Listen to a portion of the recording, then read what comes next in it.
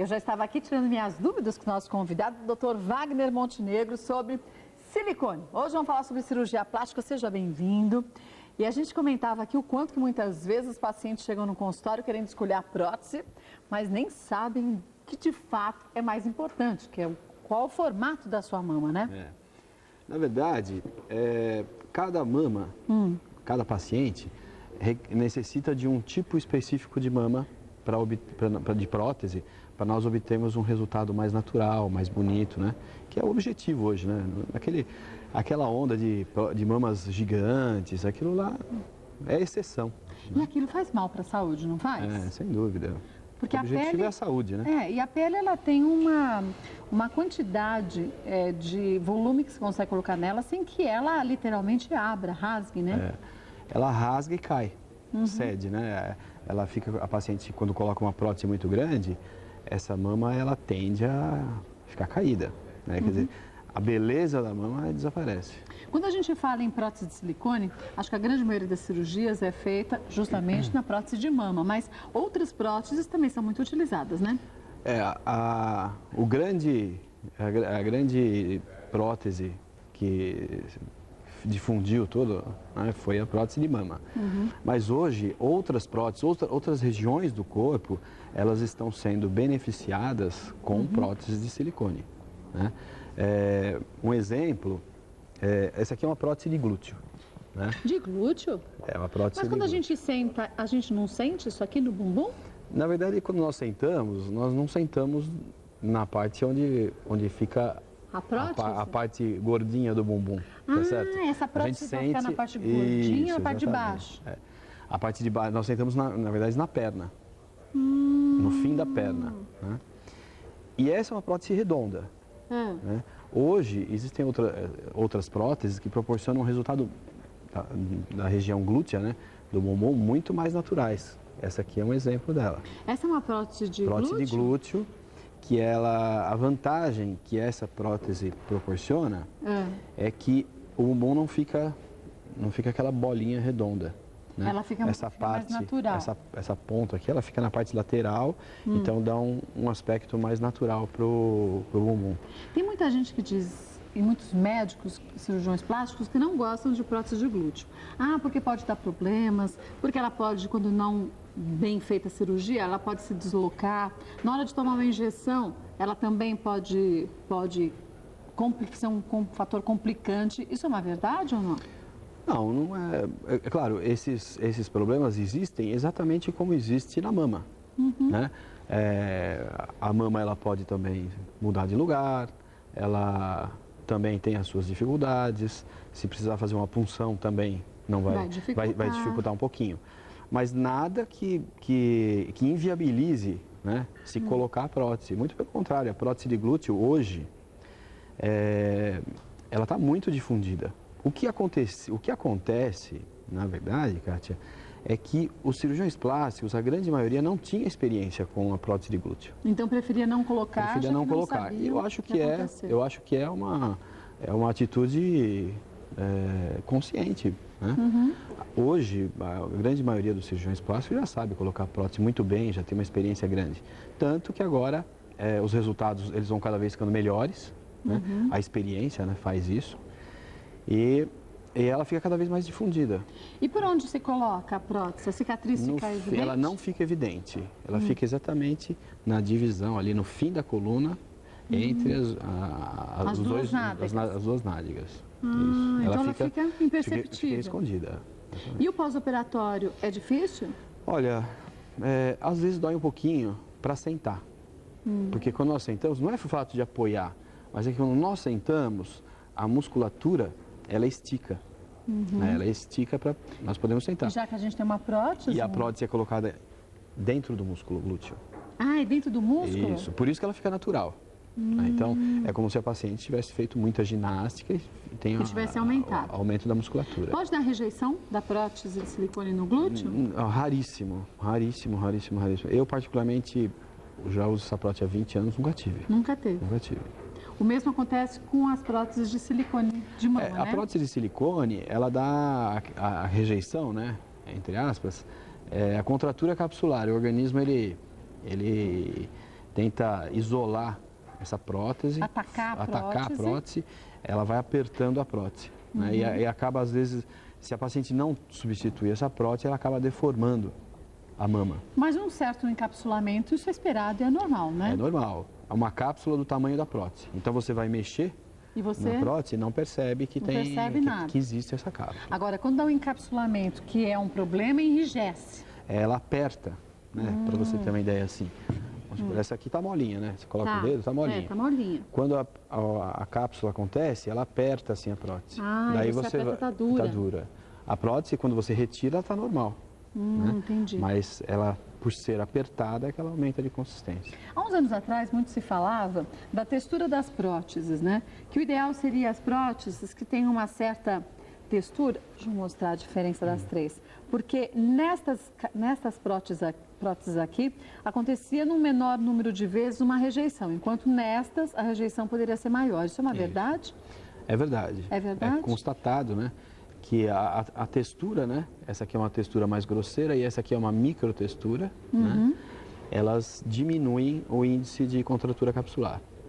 É claro que sempre associado a uma qualidade muito maior da cápsula. Hoje as cápsulas, né? Que é essa capinha que contém, né? Aqui eu inclusive abri essa prótese aqui para a gente ver. Esse aqui é o gel. Quer dizer, não vaza, não vai espalhar pelo corpo, nada disso. Exatamente. O que acontece, como ele é muito grosso, o gel, e a capa ela é muito resistente, se eventualmente ocorrer uma rotura, ela leva pelo menos, ela leva mais de um ano para sair da cápsula orgânica. Né? Então, como o ultrassom é feito anualmente, se por acaso se percebe antes de você ter uma migração desse silicone para o gânglio linfático, né, da região em que tem a prótese. Até mesmo porque é um silicone espesso, duro. Ele é muito espesso, ele não é um se líquido. Movimenta. Nunca ocorre uma rotura tão grande. Né? Quando acontece uma rotura muito pequenininha. Então, esse silicone ele sai com muita dificuldade. Né? Então é complicado. Tem um problema com isso. Isso, é bem raro. E isso é uma segurança para o paciente, né? Em caso de rejeição, tem que se trocar a prótese ou aquela paciente não pode colocar uma prótese porque o organismo dela não aceita algo assim? Não, o que nós fazemos é retirar a prótese, se possível, né? Se a paciente tiver uma mama que tem um tamanho razoável, nós retiramos a cápsula que foi formada junto com a prótese e colocamos uma nova prótese. O comportamento é exatamente semelhante, exatamente igual a uma paciente que nunca que está colocando a prótese pela primeira vez. A chance dela ter outro problema é a mesma de qualquer outra mulher? Exatamente, é a mesma. Né? É mais ou menos 3%. Né? Agora, existem alguns fatores que você deve prestar atenção na hora que vai fazer a cirurgia. Você não pode usar luva talcada, porque o talco ele vai ficar lá em volta da prótese e vai irritar o organismo vai interpretar como um corpo estranho. Então, o encapsulamento pode acontecer com uma frequência maior nesses casos? Maior. Chega até 25%. Se usar gaze, a gaze solta o pelinho, que é um tecido, né? Então, se você usar gaze ali no local e não retirar depois, lavando com soro, a incidência de rejeição, né? Entre aspas, que é a contratura capsular, é maior. Entendeu? E existe uma diferença em qualidade de prótese da francesa, americana e a nacional? Olha, assim, a nacionalidade não é o fator limitante, tá certo? Mas cada um tem uma técnica diferente? Não, as técnicas são semelhantes, a tecnologia é semelhante.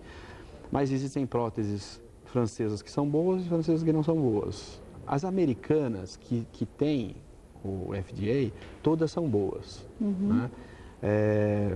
Existem próteses chinesas, coreanas, e tem as boas e tem as ruins.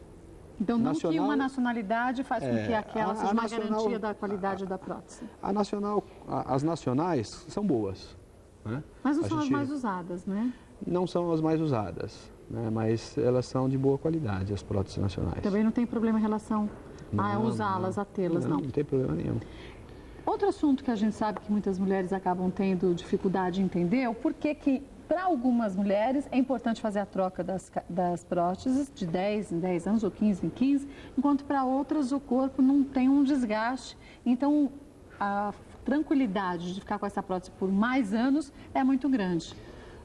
Na verdade, a durabilidade ela está relacionada à prótese. Né? Então, se a prótese ela é uma prótese que tem uma cápsula com várias camadas, né? São feitas várias camadas em cima dela, tem uma elasticidade grande e tem uma textura boa, ela dura mais. Né? E o paciente vai fazendo ultrassom ou ressonância magnética. E dá para perceber o desgaste dela. Você não percebe o desgaste, mas você sabe se tem silicone dentro ou se tem líquido dentro, né? Porque o mais frequente é o líquido entrar dentro da prótese, né? Quando tem uma ruptura. O que é importante é o seguinte, quando a paciente tem contratura, que é a rejeição, o que acontece? A prótese fica dobrada, o organismo aperta e ocorrem dobras. Essas dobras, elas se esfregam, a prótese esfrega nela mesma. E aí o desgaste é maior. Daí o desgaste é maior. Não que o desgaste aconteça do nosso corpo em contato com a prótese. Não. Esse nível de prótese aqui, uns 15 a 20 anos, né? Dependendo do tipo de prótese, ela dura. E aí se faz a troca por outra prótese e o risco de uma rejeição é o mesmo de antes. É o mesmo. Não é que a segunda prótese você pode ter um problema maior. Não, é o mesmo. Tem muita mulher que tem medo de colocar silicone, porque no passado, isso há muitos anos atrás, se falava que o silicone podia dar câncer de mama. Depois a gente ouviu algumas pesquisas que diziam justamente o oposto, que as mulheres que tinham silicone, por se manterem mais atentas ao seu corpo, irem com uma frequência maior ao médico, ficavam mais protegidas. Você acredita nessa segunda versão, doutor Valdo? Existem algumas teorias a respeito, né? Uma que é bem interessante é a seguinte, a paciente que tem prótese de mama, em geral tem mama pequena. Então ela tem uma quantidade menor de mama. Consequentemente, a chance de você ter um câncer de mama é menor, né? Esse fator da paciente que coloca prótese, ela se cuidar mais, fazer ultrassom com mais frequência, também é verdadeira. E tem uma teoria de que se diz que é a seguinte, como tem um corpo estranho ali, o organismo está sempre mandando elementos protetores para essa região. Porque um grande número dos cânceres de mama, eles aparecem e desaparecem naturalmente. O corpo combate, ele não chega a evoluir. Ele nem chega a se perceber, mas existiu, entendeu? Então, quando se tem a prótese, já que o organismo não está acostumado a atacar essa prótese por ser um agressor, quando surge um tumor, ele ataca e mata e ele não evolui. É uma teoria, né? Uma teoria, sim. Aqui é uma prótese de quê? Essa aqui é interessante, Kátia. É a prótese de panturrilha. Ah, de panturrilha? Que nós usamos também na coxa. Na coxa? Isso é interessante porque você nunca ouviu falar. Nunca ouvi falar nisso? Assim pequenininha na coxa? Não, mas tem maiores, né? Existem próteses maiores. Ah, sim, no mesmo formato, mas coloca maiores. na coxa. Olha, essa aqui, a diferença, essa aqui é uma prótese simétrica, né? As duas extremidades são iguais. E essa aqui é uma prótese assimétrica. Aqui é mais gordinha e aqui mais magrinha. Então, de acordo com a necessidade, se o objetivo é que a parte superior fique mais magrinha, a gente coloca assim. Pode colocar ao contrário, de acordo com a necessidade. E a cirurgia é feita por onde? Na coxa? A cicatriz fica na coxa? Na coxa, depende da região que vai ser tratada. Mas aí fica como se fosse um músculo bem malhado? A coxa, ela tem um tecido durinho assim, que contém todos os músculos. Nós colocamos a prótese dentro desse tecido, né? Então ele fica no meio do músculo. Então o efeito é de um engrossamento da musculatura. Ah, então não fica desenhado como se fosse um músculo. Não. A gente só aumenta o volume. Então a paciente que tem aquela perna assim meio abertinha, né? Sei, no meio. Separada, nós podemos colocar uma prótese nessa posição na parte superior. Na parte superior interna da coxa. Isso. Na parte inferior, uma prótese invertida. Tá? E a paciente que tem aquela perna, aquela coxa que ela é bem sequinha assim, nós podemos colocar na parte lateral. Para dar um volume um pouco maior. Para dar um refinamento de formato para a coxa. Que interessante, hein? Essa aqui é a prótese peitoral masculina? Essa é a peitoral masculina. Ela é assimétrica, né? Essa parte aqui, ela é assim, na verdade. E fica como se o homem tivesse malhado bastante, né? Ela é colocada acima do bico, um pouquinho acima do bico, né? Diferente da mulher, que nós colocamos mais abaixo do bico. Né? Essa fica acima do bico, o bico fica mais ou menos nessa região aqui, e ela é colocada atrás do músculo. Né? Então, o efeito é de projeção da musculatura. Por isso que aumenta, a parte o volume de cima, fica até aqui maior do homem, né? Como se ele tivesse feito exercício físico mesmo. Se o tamanho for muito bem escolhido, né, e a posição for bem colocada, ela fica totalmente natural. Ninguém diz que é uma Ninguém prótese. percebe que é uma prótese. Mas em contrapartida, se colocar uma prótese muito maior do que o ideal, fica na cara que é prótese. Tudo vai da habilidade do cirurgião, Mas é claro, né? porque o paciente é um conjunto, né? É impossível alguém ter um braço fininho e de repente tem um peito peitoral desse tamanho. Não malha o braço e malha o peito. Não dá certo, né? Não dá certo. A orientação do profissional é muito importante. Sei que muitas mulheres chegam no consultório e falam assim, eu quero colocar uma prótese, essa aqui é de 350? 350 ml. Puxa, mas nem sabe se fica bom, como que você quer? Ah, porque minha amiga teve. A constituição do corpo é diferente e a gente tem que seguir um equilíbrio também, né? Isso. Por isso que quando nós vamos escolher a prótese na consulta, a paciente coloca um sutiã especial para isso e nós vamos experimentando as próteses. Para ver os tamanhos. Isso, e a paciente vai olhando, acompanha no espelho. Então, nós vamos ter que analisar o conjunto. Os ombros dessa paciente, a largura do tórax, né? A região glútea de perfil, você olha para ver se a projeção da mama não está muito maior do que o bumbum. Do bumbum. Né? Então tem que ter um equilíbrio. Né? Você vê uma paciente que tenha um tronco muito estreito, se colocar uma prótese muito grande, as próteses vão encostar uma na outra. Vai ficar muito bem, ainda mais se não for espalhado, né? Exatamente, Depois que se amamenta, depois que se tem filhos, a textura da mama muda. Isso. Em muitos casos, só colocar a prótese de silicone não vai resolver. Tem que se também fazer uma outra cirurgia paralela para levantar os seios? Levantar. Você sabe que isso esse fator é um dos problemas que tem em uma queda muito precoce da mama. Então, a paciente, ela teve filho, amamentou, a mama ficou muito grande, depois ela encolhe. E aí você olhando assim, ela não está caída a mama. Mas quando você coloca, então você imagina assim, eu vou só colocar a prótese porque vai resolver. Né? Só que aquela pele, ela tem a memória do estiramento da amamentação. Né? Então, quando você coloca a prótese, ela volta àquela memória. Então, porque você colocou uma carga, né? E essa pele vai ceder e a mama vai ficar caída. Então, o grande segredo, né? O grande fator importante é o seguinte, eu sempre perguntava para a paciente, essa mama bonitinha, pequenininha que você tem hoje, que não está caída, quando você amamentou, que tamanho ela ficou? Né? Se ela ficou muito grande e a paciente, ela relata, nossa, doutor, ficou gigante a mama, saía leite sozinho. Né? Então, você já tem que prevenir essa paciente de que existe a possibilidade de ter uma queda precoce. Então, ela tem que fazer uma outra cirurgia para retirada do excesso de pele. Isso, exatamente. E que, quando a gente fala em cirurgia, inevitavelmente a gente fala em cicatriz. E tem tanta gente que tem medo de cicatriz. Eu quero fazer uma cirurgia, mas não quero ter cicatriz nenhuma. Você fala, tá bom, você quer um milagre. Quer dizer, a cicatriz pode ser pequena, imperceptível, mas em alguns casos ela tem que aparecer, não tem outra saída para se fazer a cirurgia. E nesse caso, se retirar o excesso de pele, a gente fica com uma cicatriz. Exatamente. E o que acontece é o seguinte, para cada caso, existe um tamanho de cicatriz necessário. Se a paciente forçar para que o cirurgião faça uma cicatriz um pouco menor, a cicatriz vai ficar um pouquinho menor, muito pouco menor, mas em compensação o formato, o resultado final não vai ficar tão bom. Né? Então, para cada cirurgia existe uma cicatriz de um tamanho necessário. Agora, a qualidade dessa cicatriz que é importante.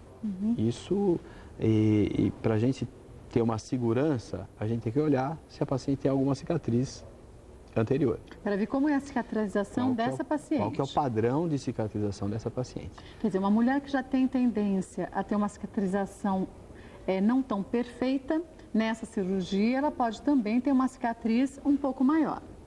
Mais visível. Mais visível. Mais visível, mais grossa. Se tem uma tendência a ter um queloide, o cuidado tem que ser redobrado, né? O queloide é a exceção, né? O queloide é uma cicatriz, é uma doença da cicatriz, em que essa cicatriz, ela invade a pele saudável, né? Ela é alta, ela é dolorosa, chega Parece a ter... uma carne a mais, né? Ela fica assim, nessa altura. Assim, É verdade. né? Em alguns casos, sim. Isso. Aquela que é fininha, que é mais fininha, mas é meio vermelhinha, aquela cicatriz hipertrófica, que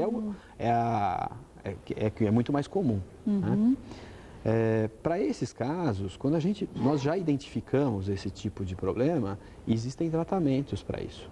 Isso depois da cicatriz? Não, você já sabe que ela tem essa propensão e à medida que a cicatriz vai acontecendo, você já começa a tratar. Você já começa a tratar. Já começa então a a tratar. cicatriz vai acontecendo, vai se formando, a cicatrização vai ocorrendo e aí sim vai se tratando. Para que não chegue a uma cicatriz como essa. Exatamente, E se consegue ter uma cicatrização perfeita depois? Na grande maioria dos casos, a gente consegue cicatriz de excelente qualidade. Né? Que bom. Isso aqui é uma cicatriz de quê? Uma prótese de quê? Isso aqui é uma prótese de malar.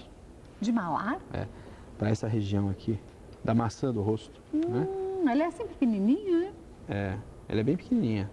Na face, qualquer volume já é muito. Qualquer volume é muito. Essa aqui é até uma prótese relativamente grande de malar, né? Existem ainda menores? Menores. E ela é magrinha aqui, né? Então ela se encaixa melhor no osso. E dá um formato direitinho. Isso aqui nós usamos para, quando fazemos o rejuvenescimento da face, nós associamos com a inclusão dessa prótese, porque essa região ela cede, né? Então fica mais magrinha. Então, no rejuvenescimento da face, a gente faz o contrário do que o envelhecimento faz. Hoje a gente dá volume aqui. A gente não faz só estiramento de pele como se fazia no passado.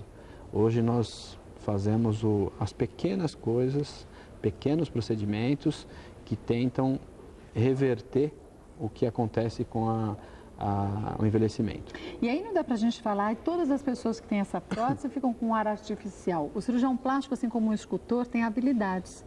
E alguns acabam tendo facilidades em dar naturalidade a um rosto e outros em deixá-los extremamente artificial, né? Existe uma relação, né, entre cirurgião e paciente.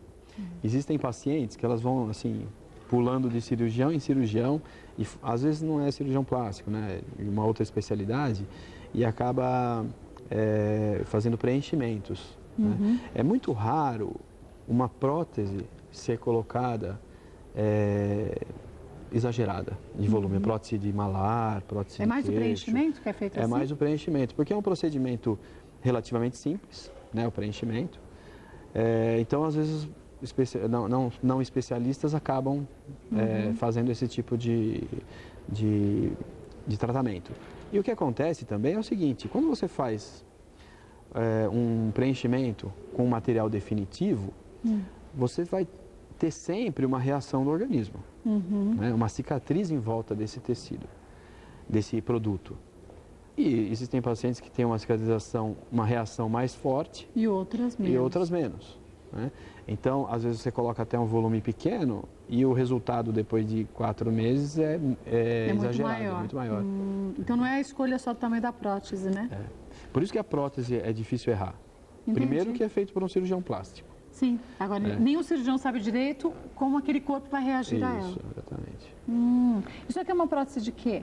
Isso é de nariz. É de nariz? É uma prótese de nariz que nós usamos mais para pacientes orientais. Né? Que não tem a curvatura, né? Ele não tem dorso, né? Aqui é bem baixinho, não tem projeção da ponta. Então ela fica nessa posição aqui assim. Quantas cirurgias plásticas se faz no Brasil, mais ou menos? Tem uma ideia, doutor Wagner? Umas 500 mil. 500 mil? E a gente tem profissionais extremamente qualificados aqui, tanto é que muitas pessoas de outros países vêm ao Brasil para fazerem suas cirurgias plásticas, né? Existem informações incorretas com relação a esses pacientes que vêm de fora do Brasil. Por quê? Porque se fala assim, não, que os pacientes vêm fazer turismo médico, né? Então, se acredita que o paciente vai fazer uma cirurgia e depois vai aproveitar para ir no Pantanal, ou vai no Nordeste. É impossível. Não dá para fazer turismo assim, né? Turismo médico é o seguinte, você vai fazer o turismo, né? Fazer um tour no outro país para se tratar. Sim, então, mas você não... vai, se recupera, acabou, você vai embora. Você não vai ficar passeando, ou seja lá o que for. E o paciente do mundo, ele vem ao Brasil não porque por preço, porque às vezes aqui a cirurgia é até mais cara do que fora do país. Mas pela qualidade, mas pela dos qualidade profissionais, dos profissionais, dos hospitais do Brasil. Você falou uma coisa importante, a qualidade dos hospitais. Alguns procedimentos, a gente deve sim ter esse cuidado, digo a gente como paciente, de perguntar ao médico se o ideal não seria fazer esses procedimentos em hospitais, porque a gente também nunca sabe o que pode acontecer. Então, se uma clínica qualquer, algumas clínicas são especializadas, hoje em dia tem UTI, mas se você vai para uma clínica que não tem UTI e dá uma complicação, aí você pode entrar naquele hall daquelas pessoas que têm problemas e dizem que depois a culpa foi do profissional, né? É muito difícil você ter uma clínica que tenha UTI. Né?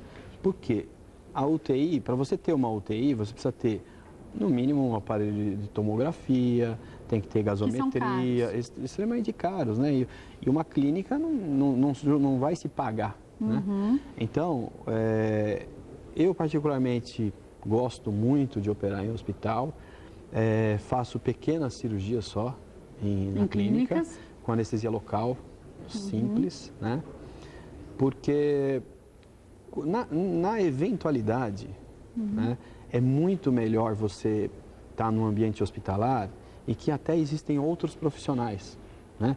Às vezes o cirurgião está numa clínica, faz uma cirurgia só com um anestesista único, o paciente tem um problema e só está ele lá, só está um anestesista para resolver, às vezes, coisas que precisam de outros profissionais.